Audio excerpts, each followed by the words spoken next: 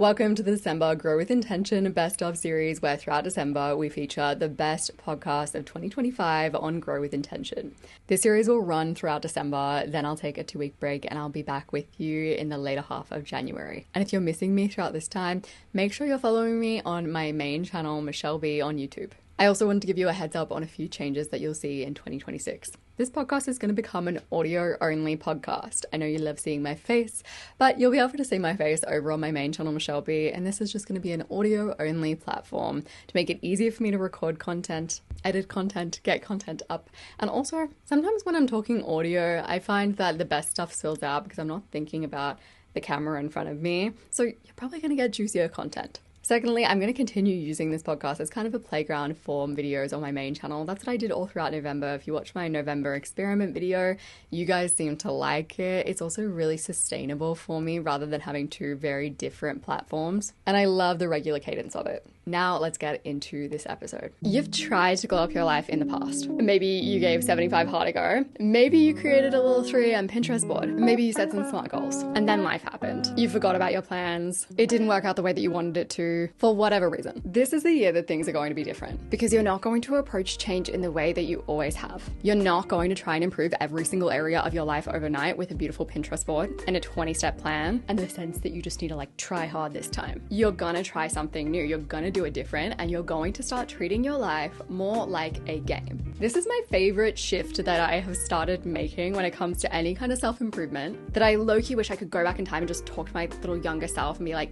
babe, this is the easier way. And I'm not talking about weird corporate gamification, a leaderboard, some points. I'm talking about completely changing how you approach change. In this podcast episode, I want to deep dive on how to turn your life into a bit of a game in a genuine way that feels like fun and also leads to a glow up. Welcome to Grow with Intention, the podcast for people who want to create a life that feels good. And I'm going to dive right into the nitty gritty today because I'm excited about this one. Starting with step number 1, asking yourself, what actually is winning? So when Katniss went into the Hunger Games, she had a very clear idea of what winning meant. When you go to play Monopoly, you know what it means to win Monopoly. And if you don't know what it means to win in any area of your life, how are you supposed to play the game? How are you going to figure out the best strategy? How are you going to figure out the best approach? I have so many questions and prompts that can help you to figure out what winning looks like in each area of your life, particularly in the life map. But here is one that I really like. It really cuts directly and forces you to acknowledge what's up. If I gave you a truth serum and you had no choice but to be so honest with me about what winning looks like in the area of your life that you want to glow up, whether that is fitness, relationships, health, whatever. What are you saying? So for some areas of your life, it helps to add on, and what does winning look like for the people that you're serving? So for example, if you're a therapist, it's great if you win, but you only really win if your clients also win. So to begin this process of treating your life like a game, you want to get clear on what winning the game looks like in each area of your life. And then ask yourself, does this actually excite me? Because this is the easiest question to lie to yourself about. So this isn't a foreign concept. You've been told to create a vision for each area of your life, and most people will create a vision for their life and then they'll create a plan of action to get there. But you're not everyone. You're taking a game approach to life. You're going to do it differently. And you're going to begin by understanding the game itself with step number 2. So whether you like it or not, you're actually already playing the game. You're just probably playing it badly in some areas of your life, and that's okay. We all have areas of our life where we're playing badly. Your next job is to find out what's getting in the way of you winning. Daniel Kahneman is a decision-making expert, and he talks about how there are 2 approaches to change, and one is good and helpful, and one just sucks. The one that sucks is the one that most people do, and that is asking themselves, how do I drive these new behaviors? How do I drive this change? How do I make things happen? And the good way involves asking, why am I not doing this already? And since we are turning every area of your life into a game, the question you want to ask yourself is, why are you not winning this game already? So what you're looking for are friction points, the little blockers that are getting in the way of you moving forward in the game. In video game terms, I believe this is finding the bosses and defeating the bosses. You're finding your bosses in each area of your life, and your bosses come in the form of friction points, little things that are mucking with your flow. I think a lot of people, when they approach this, me included, me in the past included, to be clear, is they go, I'm going to sit down, I'm going to journal on that. I'm going to ask myself, what is blocking me? What is getting in my way? And it becomes an intellectual exercise, which is one way to approach it, but there's a better way. And that is to start trying to play to win in health. Start trying to play to win in, growing your Instagram, whatever your thing is. And then pay attention to the friction points that come up, your bosses that you need to defeat. So for example, one of my big goals in the last year has been to try cooking at home more. And it's been and I definitely approached winning at this area of my life more like a game, in that I started out by just noticing. I tried cutting out the takeout habit and I started cooking at home, and then I just noticed what friction points came up. So when I felt like there would be a lot of dishes to pack, I would immediately feel resistance toward cooking. When I had to stand and wait for something to cook, I would start to feel bored and it would pull me away from cooking, etc., etc. And if I had not spent the time just trying to play to win and then noticing what happened, documenting all of my friction points, I would have started solving for the wrong friction points. I would solve for the wrong problems. Like I might have bought myself a bunch of cute kitchenware, which would not have solved the problem of the amount of dishes. In the past, I've tried to solve this by getting really excited about cooking, like trying to force myself to be into it, which doesn't solve my problem of feeling bored while I'm waiting for things to cook. When you don't start with this noticing step of just figuring out what your actual friction points are, you solve for the wrong things. You end up with a strategy that sucks, that doesn't work, that doesn't get you forward in the game of whatever area of your life. So your next 48-hour experiment is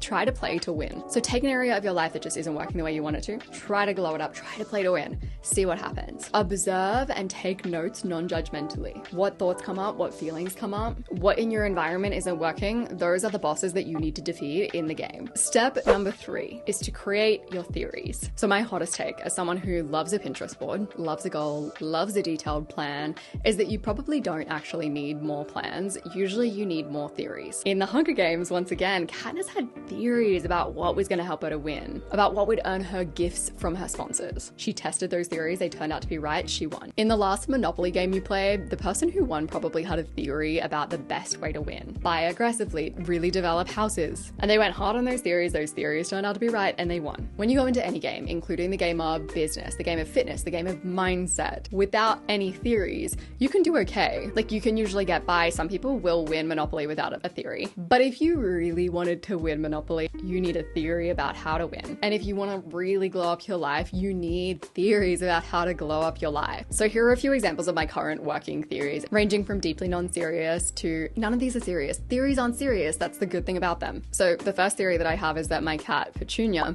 will love me more than Luke if I make a big fuss of her whenever she enters the room. Like I really overreact and get excited when she enters the room. So far, it's working for me. I have a theory that people on YouTube are ready to watch more people show, not tell, when it comes to self-improvement content. Haven't tested it yet. I have a theory that if I want to grow on Instagram in the next 6 months, I'll grow quicker if I focus on these type of talking head videos. And I have so many more theories in all different areas of my life. And my theories aren't all right. Like some of them are wrong and some of them will be proven wrong. But I have theories on how to win. And winning sounds so aggressive, but like that's the fun of the game. You can enjoy the game without winning, but if you're not playing to win, it's just less fun. So if you have an area of your life where you have hit a roadblock, pick a few theories that you think will help you to defeat your bosses. I think creating more than one theory is helpful at first. Like you do not want to be taking your theories very seriously.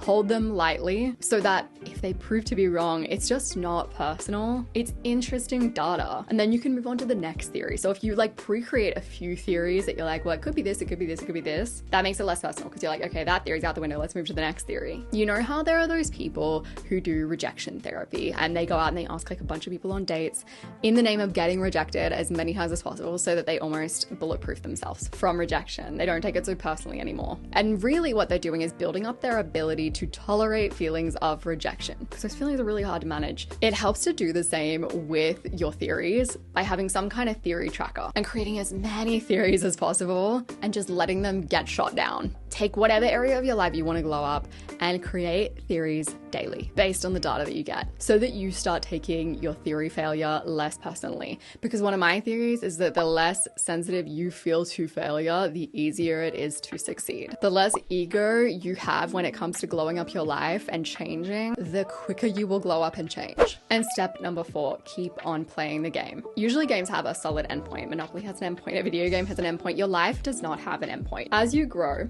your bosses, your friction points, your things that are in your way of you winning the game, they are going to grow with you. When I first started YouTube, like my biggest boss to defeat was the fear of being cringy. I had to get over that fear of like, oh my God, I'm showing up online and people are gonna like see me that I know, and that's so hard. Now, obviously, like that's not a problem for me.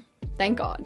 because what a nightmare if that was something I had to deal with. However, I have a new boss, which is I write really slowly and I create content slowly. That's my friction point. That is my boss that is stopping me from winning in the game of content creation. That's my new boss to defeat. And as you grow and experience life, your version of winning is also going to grow with you. My version of winning now when it comes to my friendships is gonna look really different when I have a kid. The game itself will fundamentally shift. My bosses are gonna change so much. My version of winning is gonna change so much. And that is way too much to delve into in this podcast episode, but let's not stress ourselves out. Instead of like locking things in and being like, okay, I've tested all my theories and these are the right theories and I need to stick with these for the rest of my life. To win the game, you need to keep on checking in and being like, okay, like what game am I playing? Does this still feel like winning? I guarantee what felt like winning to me 5 years ago does not feel like winning to me now. What are my new bosses? Your bosses are gonna change. And like, what are fun new challenges that I can add to this game? That keeps you playful, it keeps it fun. Sometimes I will get a comment and it'll be like, isn't it exhausting to improve yourself? Like maybe you aren't a project to always be improved upon. And I really get that energy. I also think self-improvement should really come in seasons.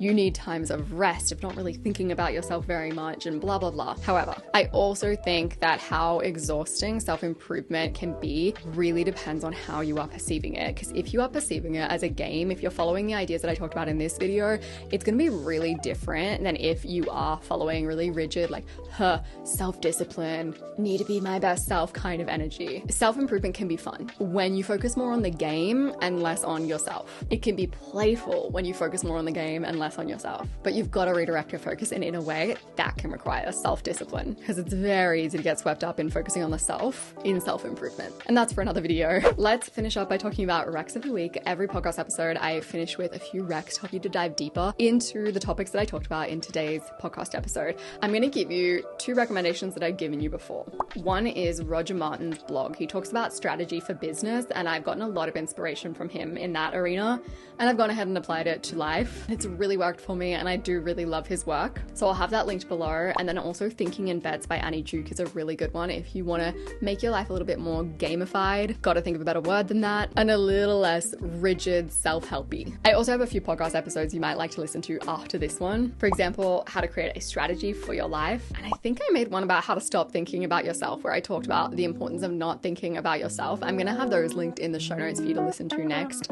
I appreciate you so much. I hope you enjoyed this podcast episode, and I'll see you soon.